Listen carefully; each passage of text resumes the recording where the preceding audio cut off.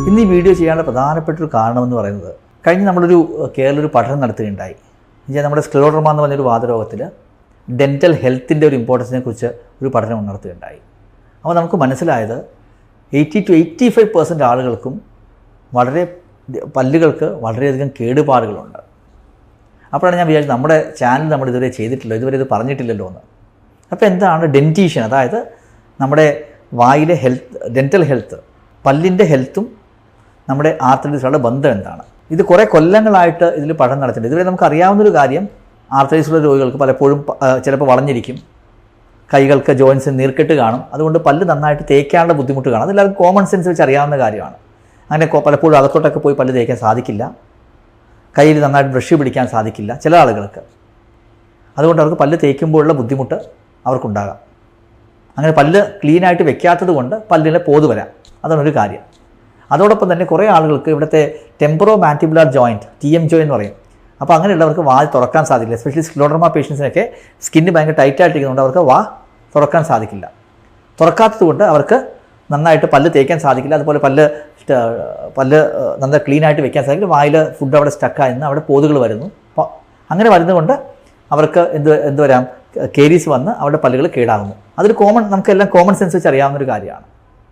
പക്ഷേ അതോടൊപ്പം തന്നെ അറിയേണ്ട വേറൊരു പ്രധാനപ്പെട്ട കാര്യം എന്ന് പറയുന്നത്, വാതരോഗികൾക്ക് നമുക്ക് ഇതിനു മുമ്പ് നമ്മൾ പറഞ്ഞിട്ടുണ്ട് ഷോഗ്രെൻ സിൻഡ്രോം എന്ന് പറയും. അതായത് വായിൽ വരുന്ന ഉമിനീരിന് ക്വാളിറ്റി കുറയുന്നു, ഉമിനീര് നന്നായിട്ട് ഫങ്ഷൻ ചെയ്യില്ല, അല്ലെങ്കിൽ ഉമിനീര് കുറവായിരിക്കും.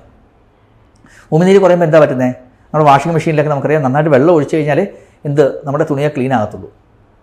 അതുപോലെ വായിൽ വെള്ളമില്ലെങ്കിൽ എന്ത് പറ്റും? ഫുഡ് പാർട്ടിക്കിൾസ് അവിടെ ഇവിടെ പോയി തങ്ങി നിൽക്കും. മാത്രമല്ല നമ്മുടെ പല്ലിൻ്റെ ഇനാമലിന് കേടുവന്ന് പല്ല് ദ്രവിച്ചു പോകും.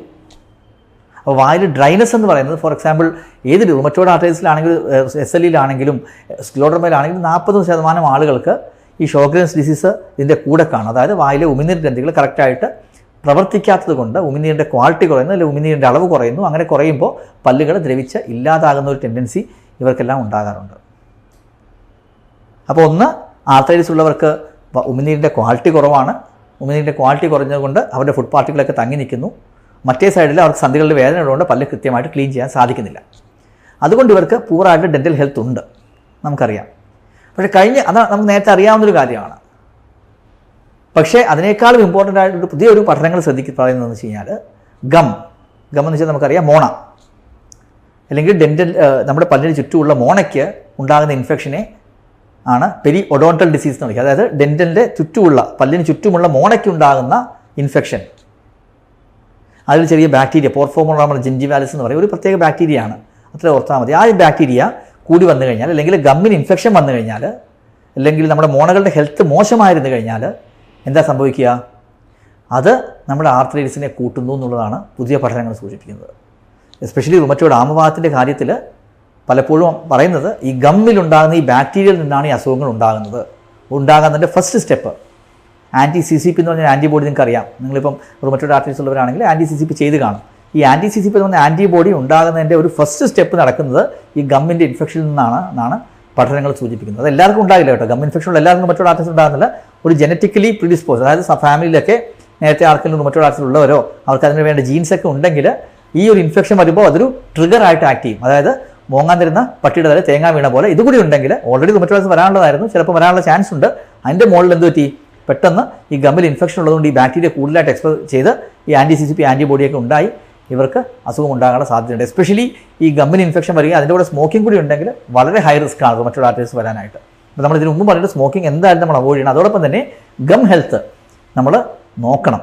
ഈ ഗം ഹെൽത്ത് നന്നായിട്ട് അതിൻ്റെ ചെറിയ മെത്തേഡ്സ് ഒക്കെ ഉണ്ട്. ഡെൻറ്റിസ്റ്റിലേക്ക് പോയി കഴിഞ്ഞാൽ ഈസി ആയിട്ട് നിങ്ങൾക്ക് പറഞ്ഞു, നിങ്ങൾക്ക് ഡെൻറ്റൽ ഇൻഫെക്ഷൻ ഉണ്ടോ നോക്കുക. അതോടൊപ്പം തന്നെ ഈ ഗമ്മിന് ഇൻഫെക്ഷൻ ഉണ്ടോ കൂടി നോക്കുക. ഈ ഗമ്മിൽ ഇൻഫെക്ഷൻ നമ്മൾ ട്രീറ്റ് ചെയ്തില്ലെങ്കിൽ നമ്മൾ ഈ അസുഖത്തിൻ്റെ കൺട്രോൾ ചെയ്യാനും ബുദ്ധിമുട്ട് വരാം. ഫോർ എക്സാമ്പിൾ റുമറ്റോയ്ഡ് ആർത്രൈറ്റിസ് നമ്മൾ ചികിത്സിച്ചുകൊണ്ടിരിക്കുക, വളരെ ഗമ്മിൽ ഇൻഫെക്ഷൻ ഉണ്ടെങ്കിൽ റുമറ്റോയ്ഡ് ആർത്രൈറ്റിസ് പൂർണ്ണമായിട്ടും പരിധിയിൽ വരില്ല. അപ്പം ഇത് വളരെ ഇമ്പോർട്ടൻ്റ് ആണ്. നമ്മൾ അതുകൊണ്ട് എന്ത് ചെയ്യണം?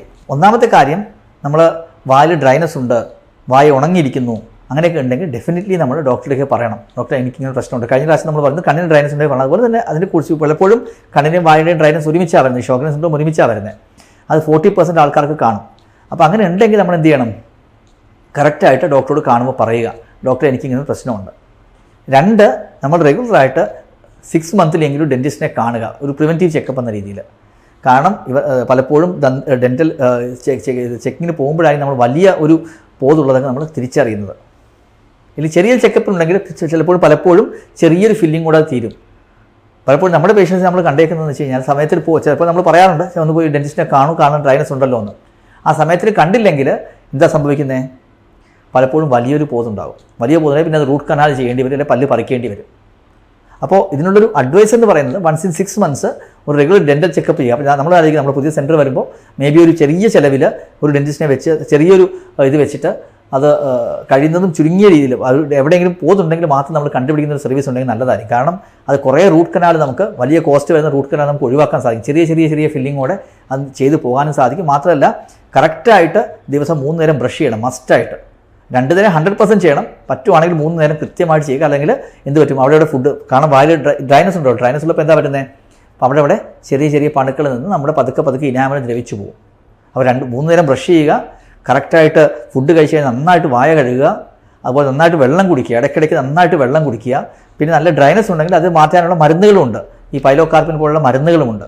അതോടൊപ്പം തന്നെ ഒരു 3 മുതൽ 6 മാസത്തിലെങ്കിലും ഒരു ഡെൻറ്റിസ്റ്റിനെ കണ്ട് ഒരു ചെക്കപ്പ്, ഒരു പ്രിവെൻറ്റീവ് ചെക്കപ്പ് പോലെ എവിടെയെങ്കിലും പോകുന്നുണ്ടോ, എൻ്റെ മോണയ്ക്ക് എന്തെങ്കിലും ഇൻഫെക്ഷൻ ഉണ്ടോ, ഞാൻ എന്താ ചെയ്യണമെന്ന് ചോദിച്ചു കഴിഞ്ഞാൽ ഒരു അത് ചെയ്ത് കഴിഞ്ഞാൽ ഡെഫിനറ്റ്ലി നിങ്ങൾക്ക് ഈ പല്ലിൻ്റെ വലിയ പോതുണ്ടാകുന്നു, ഗമ്മിന് ഇൻഫെക്ഷൻ ഉണ്ടാകുന്നു രക്ഷപ്പെടാനും സാധിക്കും.